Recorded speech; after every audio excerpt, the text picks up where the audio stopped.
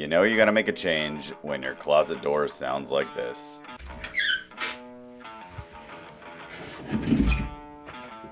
If that hits too close to home, stay with me. I'm gonna show you how to make some shaker doors for an old house today on Faulkner Makes.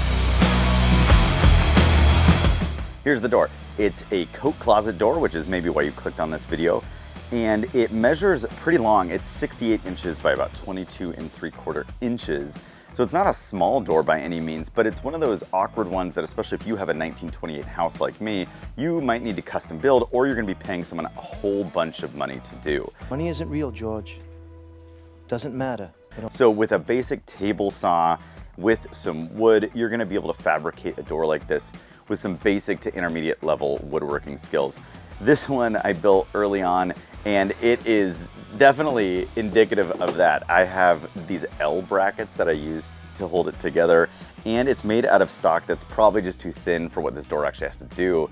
It has a little wobble when you would open the door because it's just so long. And so I'm gonna add an extra bracket to it, and then use 1/2 inch material for the inset area, which will hopefully give it enough rigidity. This right now is just I think, a 1/4 inch thickness on the ply in the middle, and it's, again, just wobbling too much, you know. Hobbyist woodworkers, when you start woodworking, you're gonna think that everything made out of wood needs to be the finest quality, hardest wood out there, and I'm here to tell you it's all a big lie. For interior stuff, especially if you're gonna use paint, poplar is just fine, and that's what I'm using here. It cuts nicely, it takes paint really well. It is a wonderful, versatile interior wood, and I highly recommend it. Here I'm cross-cutting it to dimension, and then I had ripped it down to 3 inches before taking my 1/4 inch plywood over to the table saw, and then I'm just gluing it together to basically laminate 2 sheets to make that 1/2 inch thickness, with the goal, of course, to make it really rigid so that a long, fairly narrow door won't have that wobble that I was concerned about earlier.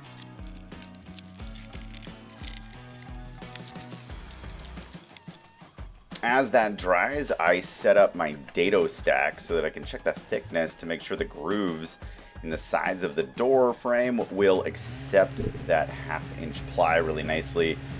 I really recommend making sure you do a couple test cuts beforehand, just so that you make sure you really dial it in. And then you can check also the fit between your tenons and your grooves with a scrap piece or two. And that's gonna save you a lot of headache down the road, because you don't want to have to necessarily do this twice. And on a crosscut sled with that Dado Stack, I can easily knock out those tenons.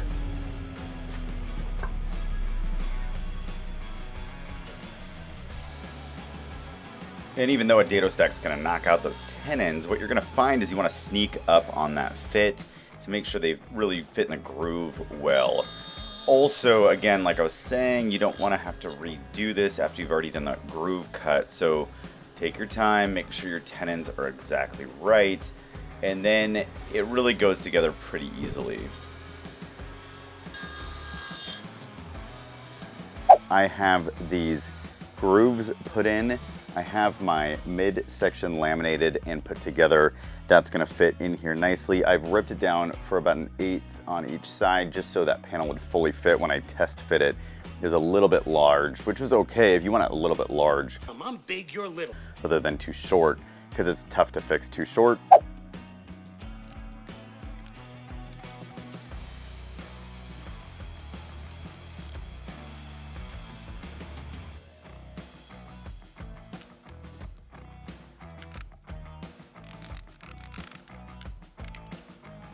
And after a quality dry fit, clamping it up with a little glue, and then checking out the results leads you to just kind of sand it and then ultimately paint it, and you're in business. Now, before you're finished, of course, it's important to install hardware.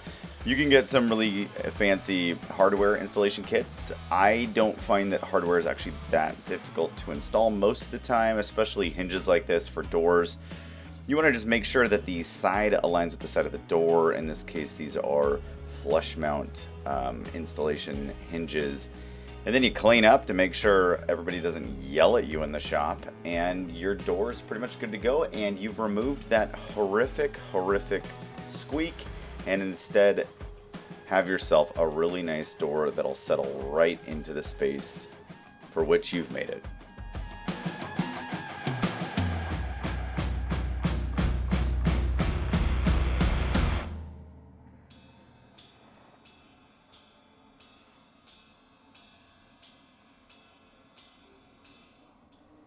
Thanks for watching. Now just time to paint those doors.